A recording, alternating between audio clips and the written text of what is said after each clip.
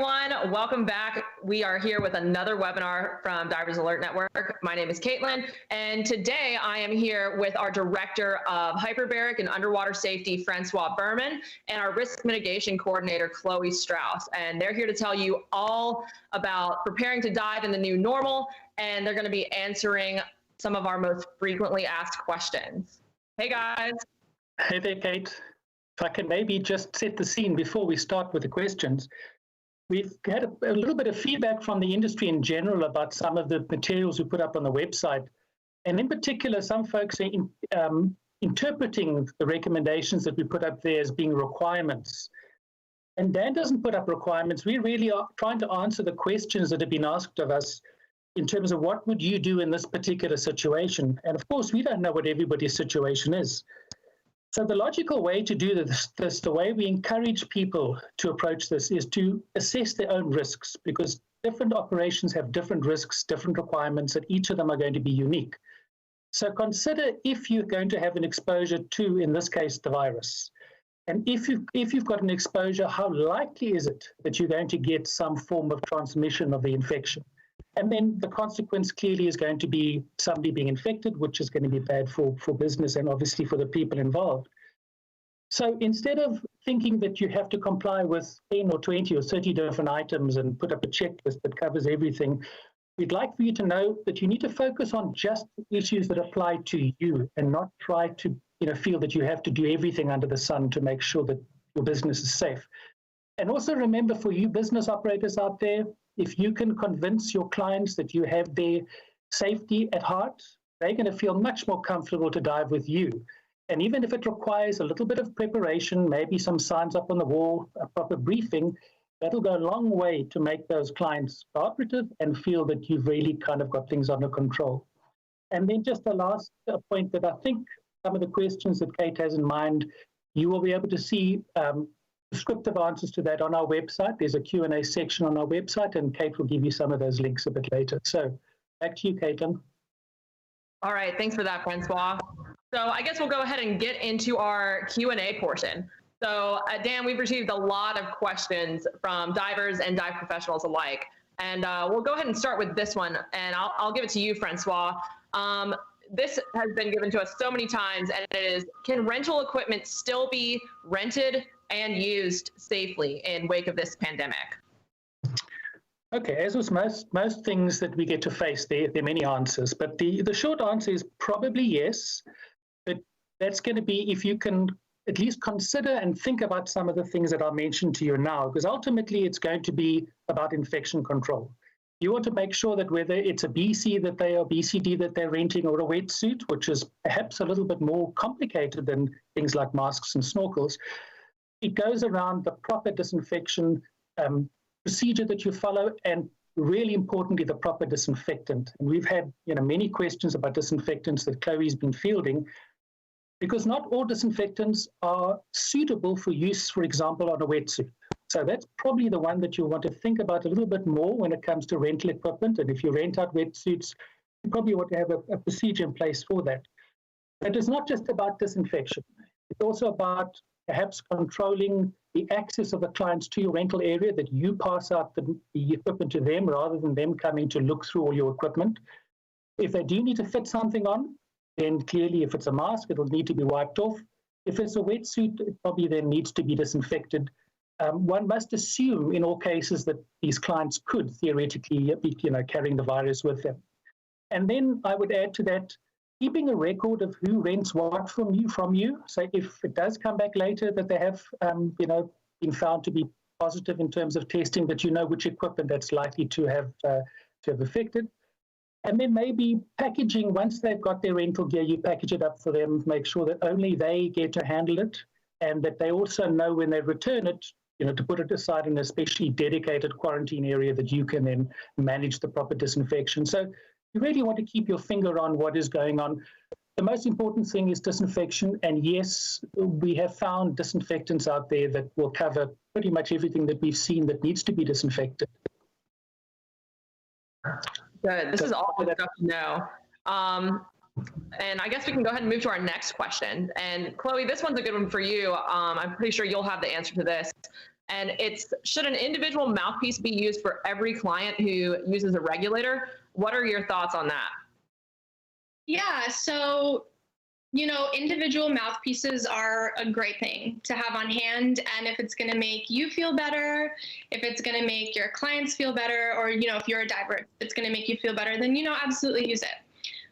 Whether or not it will protect you from catching the virus from a contaminated piece of equipment, probably not completely anyway. So if you think about kind of the anatomy of a second stage regulator, you are biting down on that mouthpiece, but when you exhale, the droplets that you exhale are going to go inside of the regulator of the second stage and, kind of hang out in there before you exhale them. So there is going to be potential contamination inside of that second stage. So if you're just changing the mouthpiece, it's not going to be enough to really reduce the risk of transmission from the equipment. So in addition to using individual mouthpieces, you should also be disinfecting your equipment. Right. So now we're moving on to, a lot of people rent gear when they travel, but most divers have their own gear. So how do we recommend that people manage the disinfection of their personal equipment? And what should dive operators do if clients refuse to use the disinfectant solution available? So, when you have, your own personal equipment, disinfection is still really important. When you're on a boat with a lot of people, stuff can be flying around, there's wind, you don't really know what's going to be on it. Especially if you've had the virus and you get better and you start diving in again, you're going to want to give your equipment a good disinfection. If you're an operator, the thing that we would be the most concerned about is right. So if you rinse, where the virus can potentially survive in fresh and salt water. We don't really know for how long. We don't know really if you can get it from these rinse tanks. So the best thing to do would be, assume that you can. So if your clients aren't wanting to use your disinfectant solution for their own personal equipment, really my way or the highway kind of attitude wouldn't be unwarranted here. So you can offer to give it a spray with the hose, or they can take it home and disinfect it, in their own shower, backyard, or whatever. But I think that disallowing them from putting their equipment into the communal rinse tank without first disinfecting it shouldn't.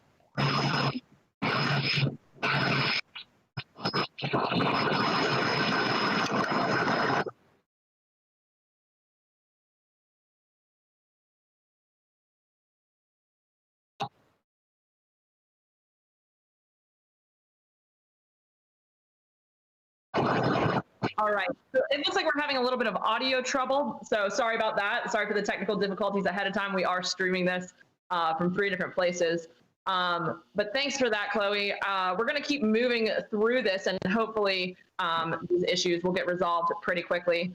But Francois, this question comes to you, and a lot of people are wondering, can the virus enter cylinders during filling processes? And if so, what practices and what measures should they take to prevent this from happening?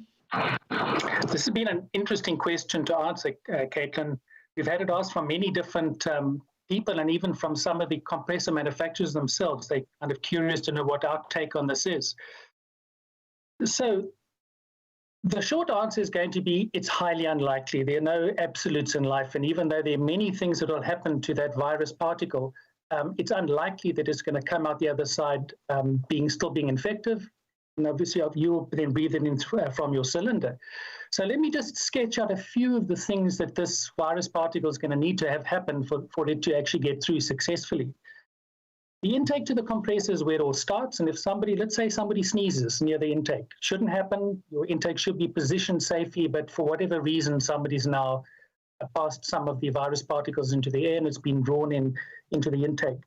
There is an intake filter, but that unfortunately is only going to catch the larger particles. And we know from research that some of the particles are right down to half a micron, if not smaller. In fact, more than 50% of them are going to be around the 2.5 micron size. So they're going to get through the inlet filter. Not all of them, but certainly some of them. Then the interesting part starts, and this is where those of us with technical minds like to kind of get a bit involved in that. When the compressor is cold, before it gets warm, the metal temperature is going to be relatively cool, although it heats up very, very quickly. And we know that a good warm running compressor, we can have surfaces between 150 to 200 degrees Fahrenheit, depending obviously on the condition of the compressor. That is not hot enough to, it is hot enough to kill the virus, but not unless you keep it there for many minutes. However, inside the actual compression cylinder itself, we have very rapid compression, much the same as in a diesel engine. You ignite that mixture purely from the compression of the gas at high speed because it leads to what is called adiabatic compression, or we call it the heat of compression. And that depends on how many stages, it depends on the compression ratio and a bunch of other things, but you can safely assume you're going to be getting around about 360 degrees Fahrenheit in the peak of that temperature. It's not going to make the wall 360, but the air at that instant will hit around about 360, in most cases even higher than that. And even though it's for a tiny period of time, it's certainly hot enough to, we believe, damage the envelope around the virus. And of course, it goes through 3 or 4 of these cycles. So at each one of these cycles, the chance of it being obliterated is going to increase.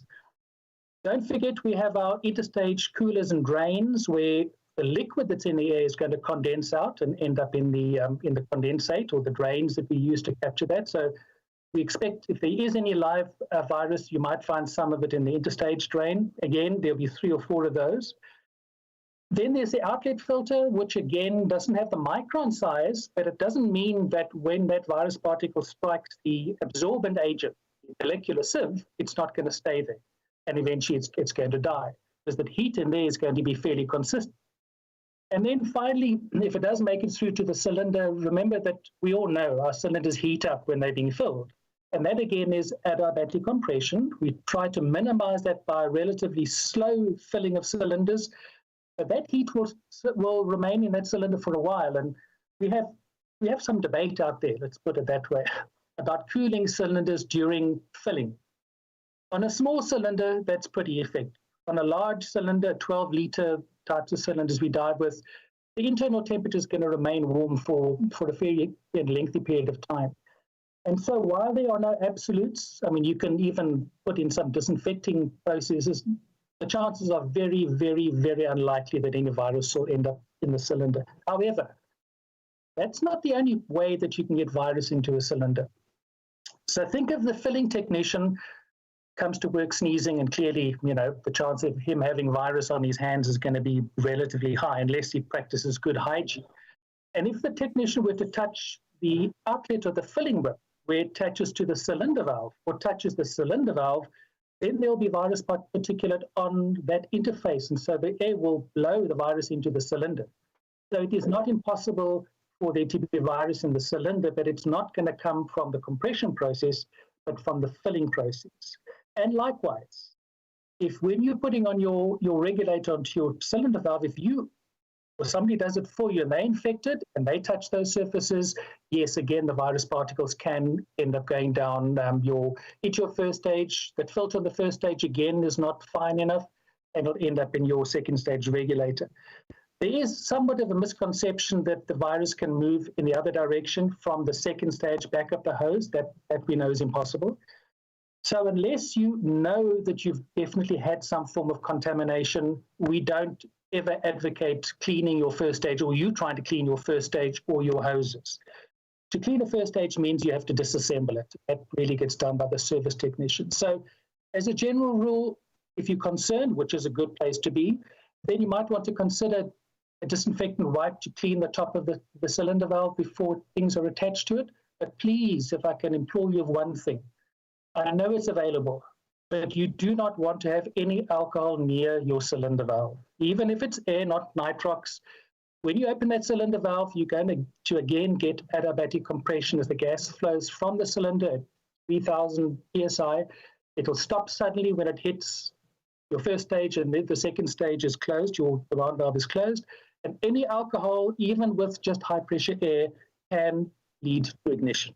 That ignition from what we call it heat of compression ignition is very real, and please use some other form of disinfectant wipe. And that way I think you could be 99.999% assured it's not going to be your area of concern. You have many other areas of concern. This is the least of them. So theoretically, it's possible, but extremely unlikely given the compression process and other factors. And just to sum up pretty much what you just said in your really detailed and thorough answer, which we definitely appreciate, people just need to really focus on keeping their hands clean before handling and filling cylinders. And keep away from the inlet to the compressor. And that way, these are things we can do. It's not going to be some unfortunate incident. Is going to be somebody that's being reckless and careless, and we can manage that. Exactly. So I guess moving on to our next question, would the use of protective gloves reduce the likelihood of materials and surfaces becoming contaminated within the dive business?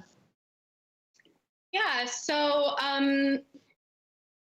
gloves only protect the hands of the person wearing them. So if I'm wearing gloves and I touch a surface that has the virus on it, and then I touch something else, the surface is still going to transfer. It's just when I take my gloves off, it might not be in my hands. So the way I like to imagine it is, when you're painting, right? And if maybe you've got gloves on, but you've been painting something, you get paint on your hands. That paint is going to transfer when I touch my phone, and then I put it to my face. That paint is now going to be here. It's going to be everywhere. And the same concept applies when you're wearing gloves. So if you want to use gloves, that's great, go for it. Is it going to protect your business or your home or anyone else from you still transferring the virus on your hands? No, it won't. Got it. That's some solid advice. And to keep things safer for people around them and disinfected correctly, should people be disinfecting wetsuits, gloves, and boots? Yeah, so disinfecting that kind of stuff certainly isn't going to hurt. Is it the primary way that we think that the virus can transfer on equipment? Probably not.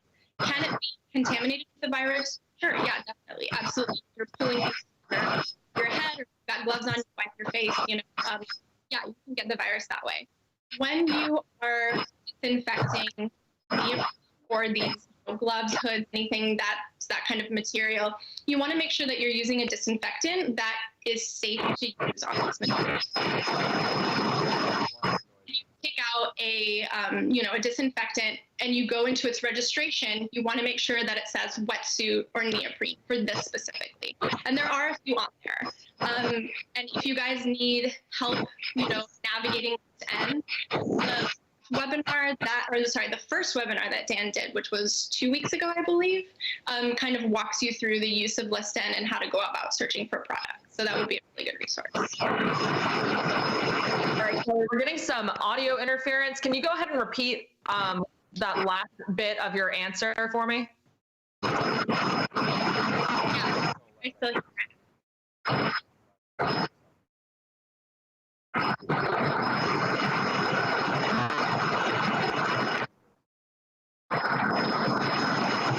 Apologies again for we're getting some audio interference really bad through this, so I'm so sorry. We are trying to manage that as best we can here. All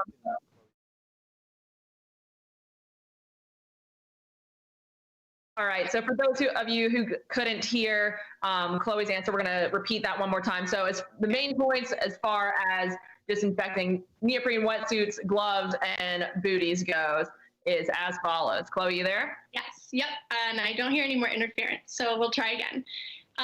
Yes, it's a great idea. Is it our main concern when it comes to transmission of the virus on equipment? Probably not. Is it possible? Absolutely. So when you're disinfecting these neoprene, or other material kind of pieces of equipment, you want to make sure that you're using a disinfectant that is safe to use on these pieces. So if you're looking for a disinfectant on List N, you have to go to the product registration and make sure that it specifies that it is safe to use on these materials. And there are a few on list N that are safe to use on wetsuits and, you know, other scuba equipment like BCDs. You can also try contacting the manufacturer of your specific wetsuit, gloves, hoods, all of that kind of stuff for guidance there as well. But if you need help looking at the EPA registration and need help kind of navigating that, the first webinar that we did will walk you through that. So that'll be a really good resource. Perfect. And we'll also post those links. Yeah, we can hear you loud and clear. That was great.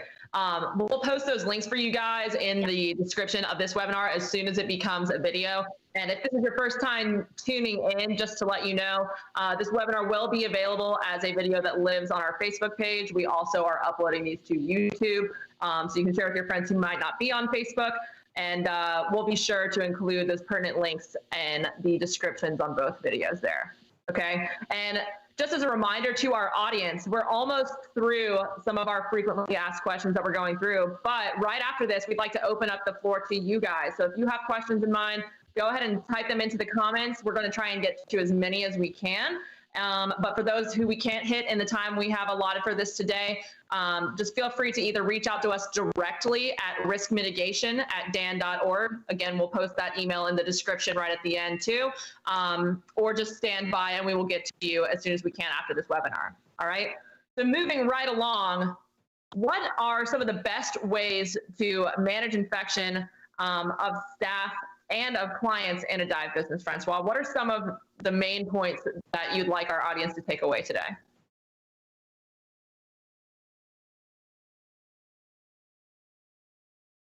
Francois, are you there? I think so. Okay, perfect. Okay, so let me start where I'd always like to start, and that is, if we take care of our staff, the staff in turn will take care of the clients. So we often think clients come first in terms of this, but we need to take care of our staff. The two main things to consider here.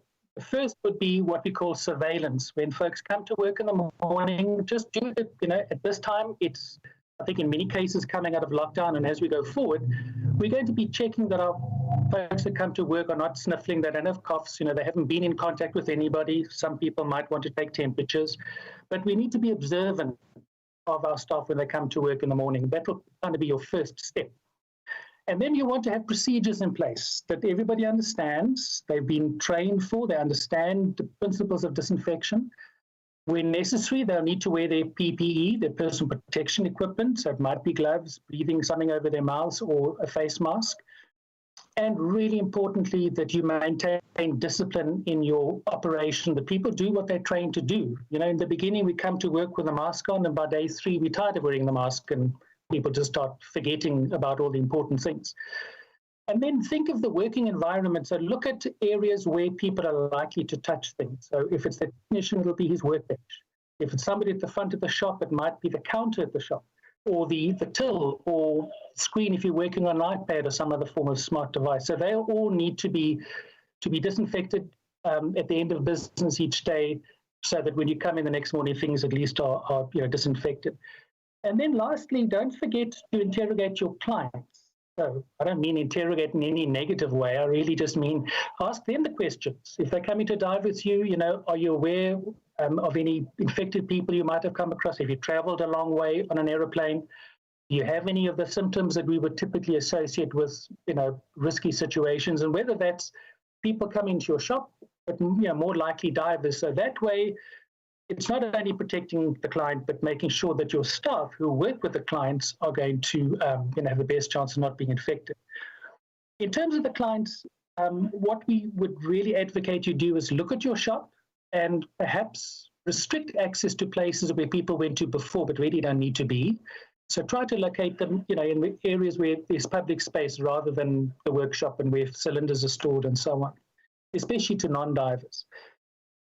Your clients, you want to brief them as to how you run your operation, what are your disinfection procedures, and that you abide by them. So if they're not prepared to listen, then perhaps they should consider going to dive somewhere else if they don't feel comfortable with having to follow your disinfection routines and so on.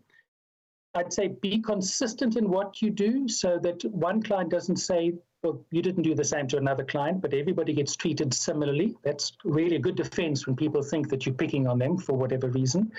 And then basic things like putting up signage, putting up disinfectants on the counter, warning people with instructions, redoing the briefing when you get to the boat that these are the things that you need to be aware of. And that way, you'll take care of your staff, really importantly for you, and then obviously for the clients. And also they will feel more secure about their own safety because, you're showing that you've done everything you can to protect them. Right. Is that about cover it? It sounds like dive operators have quite a few things to stay busy with as they prepare for reopening. So these are things that they can kind of get prepared for and be planning for depending on how their business flows and other factors in the mix there. And this is a good time to do it while things are slow and while you might be closed until restrictions lift. This is why we would like to make this information. This is why the questions are great. It's called prepping.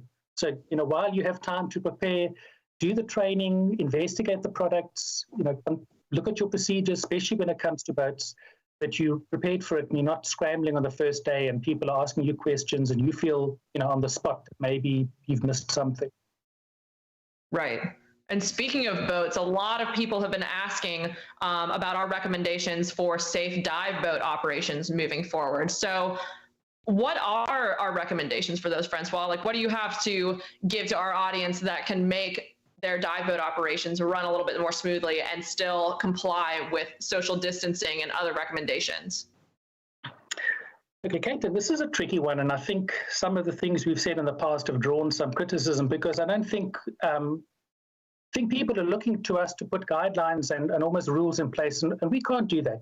Two dive boats are very different, and a small dive boat needs to have enough passengers, divers on board to be sustainable. You can't tell people to have one diver on board and that's all you can carry. So the reality is it's a high-risk environment for transmission, no matter what we do. And just think of your divers sitting in these seats and the wind blowing as the boat steams out, and whoever's downstream of the diver up front, they're going to get, the particles going past them. Of course, interrogating your clients before you start remains step number one. Okay, so try to, minimize the chance of having infected people on board. Then it depends on your vessel layout, whether you can get reasonable distances between people. I must say that here in the US, we talk about 6 feet as the social distance average. In Europe, it's 3 feet, or certainly Italy, it's 3 feet. So the consensus is perhaps varied as far as that's concerned. But most likely on your boat, you're going to have less than 3 feet. You're going to have people sitting essentially right next to each other. So what we then have to do is look, how else can we mitigate those risks? And we're going to want to try to limit contact. So people only touch their own gear, make sure the gear is put on the boat before they get there. If they bring their own masks and snorkels and regulators, that they perhaps bring them packaged in a Ziploc bag or something that will be protected while you're going out to sea, and maybe somebody inadvertently touches your mask. If somebody does touch somebody's mask, you should have wipes on board to clean it off. So really, we want to restrict each person to their own equipment. You want to make sure that they sit in their seat and don't move around. And when the time comes to go diving, they get up one at a time. Remember, you'll have a staff member helping them. So that staff member might, at that stage, need to put a mask on, but certainly be aware of risk exposure at that time. So keep the spacing. When they get into the water, easier to have social distancing. Of course, underwater, we don't need to have social distancing, and not unless we're doing, buddy breathing or something that is obviously going to change that situation. Preventing people from touching remains the big issue. And again, when we get out the water, the staff member is going to be there to help us with our kit. So they are being exposed. So your staff member might need to be wearing gloves to protect them from your equipment. And I would say, apart from breathing on somebody or sneezing in the area, when we come up from the dive, and we all know that we kind of have to clear never mind clearing the mask, we have to clear our sinuses and everything else. So there's going to be mucus and stuff lying around in the water. And there we really want to make sure that people keep their distance.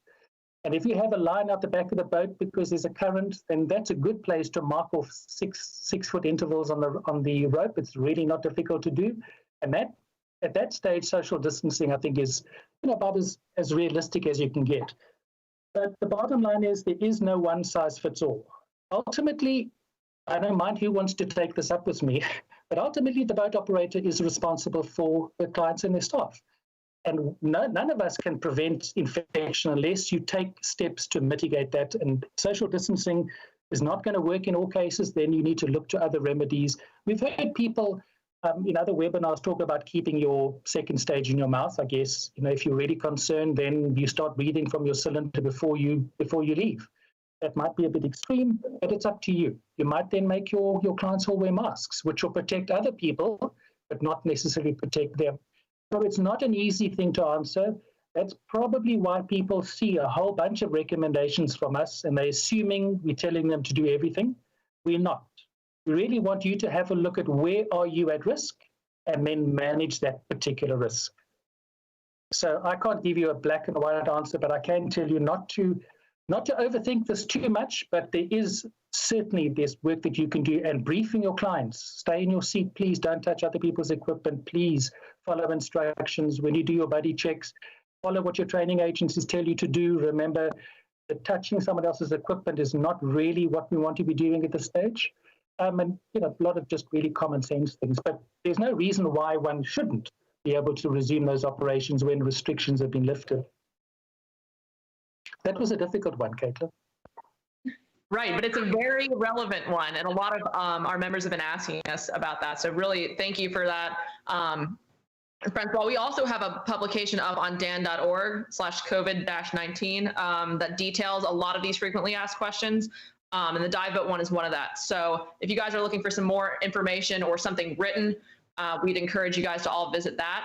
And we picked a few of the questions from that. That document is full of many, many more. So if you do have questions, we encourage you to check that out, but also to send them our way now. And at this point, we're going to get to some of our questions in the audience, and thank you to those who have submitted them. I'm just going to go ahead and let you guys know all of the medical questions. Unfortunately, we are not medical professionals in this webinar, but we would like you to direct those to medic@dan.org, and our medics will be happy to assess any of those questions, whether it's about fitness to return to diving or your own personal situation. They are the experts there, and they will be able to get back to you on that. And for insurance and membership questions, you guys can contact member@dan.org. And again, we're not licensed insurance agents, unfortunately, so we can't speak on insurance in this, but our member services reps are standing by, and they are more than happy to answer your questions. But I have quite a few on here that are pretty good, so we're going to go ahead and start. Are you guys ready?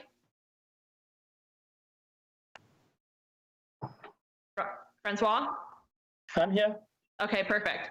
So Alberto is asking, he's saying, I believe the most risk for instructors and students around will be when clearing masks before the dives. A lot of times mucus comes out from divers, it floats around when you're giving classes. What is the best way to handle this?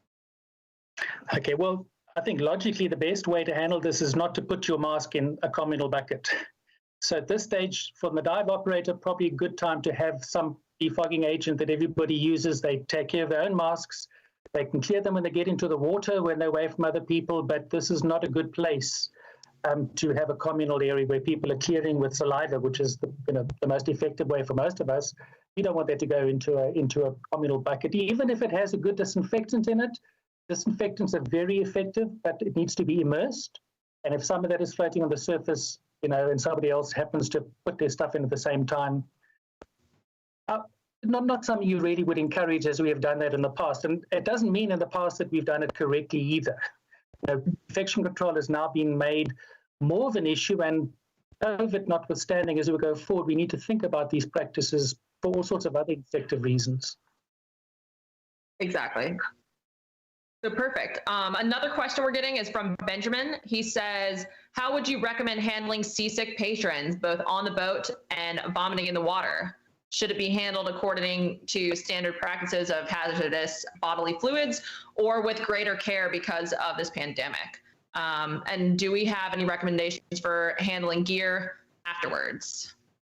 Like, I guess if somebody were to vomit through a second stage regular, is there any particular way we recommend separating that gear out or handling it? Chloe, do you want to take that, or shall I? So, well, in terms of the second part of the question, the disinfection part, a lot of these disinfectants that are on the EPA's list, and specifically for fighting COVID, they're like hospital grade disinfectants. A lot of them, they're not just going to kill the coronavirus. They're going to kill a lot more stuff. So in terms of handling, if someone has vomited through a second stage, just regular disinfection protocols should really take care of that in terms of just that part of that question, if you're using a disinfectant. Francois, I don't know, you might be better to answer the first part of that question. In terms of managing seasick patients? Yeah. Yes. I think the protocol changes much in the sense you want to control it and you don't want people to vomit on other people. So you're going to get them to a side of the boat or somewhere or to the head where they can actually get rid of what they need to get rid of. However, this time we are concerned, although this is picking it up from liquids itself, you need to really to aspirate it is going to be the bigger issue. But when people do vomit, then there's going to be some form of aerosolized particles around. So they need to be on their own. And if anybody's going to stand near them, they need to be aware that if they do vomit, it could be a hazardous time. And your need for social distancing at that stage is going to be elevated. So you want people to stand away and not, I know we want to comfort each other, but that's probably not the time to be doing that. And then when you get into the water, just maybe to touch on what other people have asked in the past, seawater is not going to disinfect the virus. So you want to keep away from wherever that vomit has been. And even if that means moving the boat, or depending obviously where you are in the operation, you want to give a wide berth to that particular area. All true. And sometimes not when just pertaining to COVID times, but in general.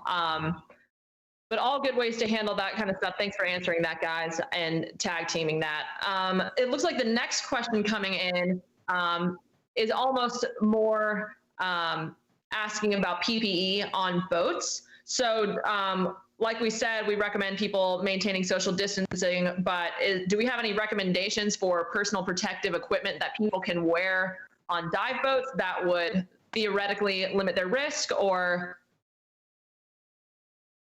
any thoughts on that? Well, I think that's probably an individual question for people to think about. We know that gloves will protect the person, not anybody else. So if you are concerned, and especially maybe on a smaller boat, you might want to put your gloves on before you dive if you dive with gloves, or wear your disposable gloves. It's probably a really good idea while the boat is anchored or moored when you're getting on that people use their face masks. The only two real bits of PPE we have are going to be face masks and gloves. We're not probably that concerned about eye protection unless you're working with areas where there's going to be, an opportunity for something to shoot directly at you. And apart from that, Caitlin, I can't really think, one could debate a little bit the face mask, whether you're going to use a regular surgical mask or perhaps, and this might apply to a small boat, it might be the right opportunity to wear in the future when the hospitals are restocked and we don't have a shortage, but your N95 or one of the other types of masks that's more effective at protecting you as well as the people around you. That's a good question to answer and gives you time to reflect on perhaps changing some of the PPE that we wear at the moment, where we try to protect others, to where we need to protect ourselves too. True that. That was a great answer to that, Francois, and I think a lot of people will really benefit from that. Another question coming in, this one's from Gayla. She says, and we did hit on some of this in our previous webinar and through some of our disinfection articles before, but she's wondering how dive operators should handle the tubs that people use to wash gear after diving, and how will valet diving operations handle washing gear after diving, or how should they? Yeah, so in this case, it's probably best that we don't rinse potentially contaminated equipment in a communal rinse tank, right? And it's actually a really, really easy solution, is to just perform disinfection first and then rinse in fresh water. And you'll find that most of these disinfectants, if you read the directions, they say to disinfect it X, Y, and Z ways, and then rinse in fresh water. So it's going to be easy to keep the rinse tank from becoming too contaminated. It's going to be an easy way to follow the directions. And like I said, if you have someone with their own personal gear who doesn't want to use your disinfectant for whatever reason, they can take their equipment home with them. If you're at a resort, they can even take it back to their room. You can offer to spray it with a hose or something. But disinfection first, then rinsing is the easy solution. Perfect. And then Bob wants to know, what is the safe soak time for dive locker equipment that's going to be used repeatedly throughout the day? Kind of a follow-up on that first disinfection question. Chloe, it's all yours. Yes, sorry, I was hearing a little bit of feedback. Yeah, so that's really just going to depend on the disinfectant that you're using. A lot of them have different directions for dilution, different directions for soak time. So you're just going to have to kind of pick your disinfectant and then follow the directions. I can't give a standard time. But just to add to that, oh gosh, some of them will be 1 minute, but it doesn't mean just slop it in and slop it out. It really means 1 minute immersion. And some of those tend to be a bit stronger, so you don't really want to leave it in there for longer than about a minute. Some of them are 10 minutes, or 5 or 10 minutes. And again, you're not going to monitor that with a stopwatch, but please, if it says 5 to 10 minutes, there's a reason for that, and you want to adhere to those times. And then it wasn't part of the question. Most of these disinfectants are only really effective when you disinfect, you rinse, and you allow it to dry. And all three of those steps are important to happen. Of course, if you're using the same equipment throughout the day, drying is not so easy. But try to get it in a place where it can dry, in other words, in the sun somewhere. Don't put it in a ventilated area. That doesn't help the virus from actually being completely rendered ineffective. But the drying is part of the disinfection step. So it's not intended for you just to dump it in a bucket, rinse it out, and then put it back on again. Right. And speaking of letting disinfectants sit on surfaces and giving enough time to evaporate and things like that, we mentioned earlier when we were talking about practices for disinfecting cylinders before filling, about not using alcohol due to the risk of fire. And I think we might need to clarify that. And apologies if you weren't asking about this, Ivan, but he says, I think the comments on wipes and alcohol sanitizers may be overkill. It seems to me if we allow adequate time for the alcohol to evaporate, we should be fine. What are your thoughts on that, Francois? And this could be me pertaining to surfaces within the dive shop, but I feel like it's important to clarify what alcohol can be put on it and should be avoided. Good question. So in areas where you're not dealing with compressed gas, alcohol is a great disinfectant. It's even great on your dive gear when you want to put it onto your hose whip or the interface in your cylinder valve. However, if you're asking me to give my opinion, I have to bear in mind that you get conscientious people like the person that sent the question in, and then you get careless people. And it's for the careless people that I'm concerned. If you're a conscientious person, you don't put heaps of alcohol disinfectant on there, and you wipe it off, which is all you need to do, and you give it a couple of seconds to evaporate properly, and you haven't put on huge amounts of liquid that will go into the cracks and crevices and the enclosed spaces. 100% correct. I have experience from another field completely unrelated to this, what we call hyperbaric medicine. We have exactly the same issue. Many hospitals use alcohol-based disinfectants, and if you're vigilant and you're aware of the risk, then by all means, you can use it. I'm not going to say that it's always going to burst into flame. My concern is the careless person. So if you maintain discipline and you limit that to the staff, absolutely. If you allow clients to put this on their hands and disinfect their own cylinder valve, then I would get nervous. Right. And this is a follow-up question that has to do with the same kind of subject. Yvonne is asking, is there disinfection not suitable for oxygen clean gear? So something that would be flammable, I'm assuming. But are there any red flag ones that you should definitely not use with oxygen clean gear? Anything with what we call a volatile substance, volatile organic compound, anything that in the presence of normal atmospheric temperature is going to turn into a vapor, and that's going to be flammable. And maybe the alcohol-based, ethanol-based, there are a range of them that are the SDS on the safety data sheet will indicate to you your vapor temperature when it will turn into a vapor, and you must regard that as being flammable in most cases. But there are many, many other disinfectants out there that we have on our wipes. We don't really want to mention Clorox because it really is not a pleasant thing unless you have lots of time for it to dry. But some of the other benzo-related products, we call them quaternary agents, they are certainly going to be more than compatible with high-pressure gases, oxygen, whatever else you want to use. The part of the question I probably can't answer correctly is, are there disinfecting agents that might react in the presence of high percentages of oxygen? Because oxygen being a rapid oxidizer.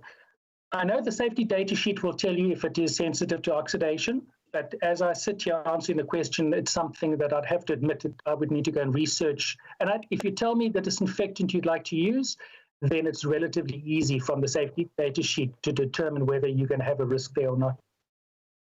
Perfect. So if folks continue to have questions about specific disinfectants, we'll just encourage them to email us individually to ask about specific ones. Again, that email for all of you guys sitting in our audience is riskmitigation@dan.org, and our team will be happy to get back to you. That it's a little bit easier to get back on a case-by-case basis than to go through and name some, but looks like we don't have any necessarily red flag do not use at the moment. But again, just be sure to read up on any disinfectant you plan to use before using it. And one question that's been asked several times that we'll get to, and this might be our last question we get to during this live webinar, is what effects does salt water have on this virus? Can it survive? Do we know? What's going on with that, guys? Shall I try, and then we can fill in all the gaps? That sounds great to me. Yes. Directly, the answer is we're not quite sure when it comes to COVID-19, this particular virus, but there's been a huge amount of work done in the past. It's specifically to do with waste management and wastewater getting out into the sea. The reality is the sea can have all sorts of bacteria and bugs and viruses existing in it. The sea is not going to disinfect or sanitize most of the stuff that you throw in there. There's some stuff that will be sensitive to heat and to sodium chloride, but we know that you can get seawater that will make you sick. So no, the putting salt in is really not going to assist you. If we just step one step back from that and move away from seawater to swimming pools, if you use sodium chloride, in other words, salt, in your swimming pool, and then the process is, that essentially separates the chlorine from the sodium, and you get chlorine gas, that would be more effective at sanitizing. But seawater itself is not what we would call either a sanitizer or a disinfectant. Chloe, have you come across anything else to add to that? Yeah. I mean, it's just pretty unclear right now, especially since this is such a new virus. And again, a lot of the research that has been done on coronaviruses or other viruses with a viral envelope really have to do with wastewater and wastewater treatment. This virus is just too new for us to really have a very solid answer. Gotcha. Well, thanks for answering that, guys. I know a lot of people out there were waiting on that one. So it looks like we are running short on time, unfortunately. So if we did not answer your question during this live webinar, we apologize in advance, and we will do our best to get back to you as soon as we can. For those of you who may be tuning in later and watching this video in the recorded versions, just go ahead and remember that if you have any questions about dive medicine, fitness to dive, or returning to diving after COVID-19, please reach out to our medical department at medic@dan.org. If you guys have questions on insurance or membership, feel free to direct those to member@dan.org. And again, all other questions about diving operations and prepping for a return to diving post-lockdown, shoot those to our two experts we had on this webinar today at riskmitigation@dan.org. Do you guys have any last statements to close this one out? Or maybe if I can just really wind back, just so that the person that asked the question about the cylinder, there was something I meant to add. Some people think that the pressure in the cylinder alone is going to destroy the virus. Well, bad news is you need 60 to 90,000 PSI of pressure, and that's been researched. So we know from research that the coronavirus, per se, will eventually, after 30 minutes or so, be destroyed by pressure. So sadly, our scuba cylinders are not going to do that for us. But now my last words would be, if you take the advice, if you look for the real issues in your operation and you address those real issues, if you don't panic that there are 10,000 things that you need to do, almost everything we would do is common sense. And remember, you want people to dive with you. So if you show them that you're concerned about their health and safety and their health and welfare, then what you do is going to be really great marketing and giving people the opportunity or the desire to come back and dive with you. Very, very true. Thanks for that, Francois. Well, with that, guys, we're going to close out, but thanks for tuning in. Again, apologies for our audio issues, but thanks to everyone who stuck with us till the end.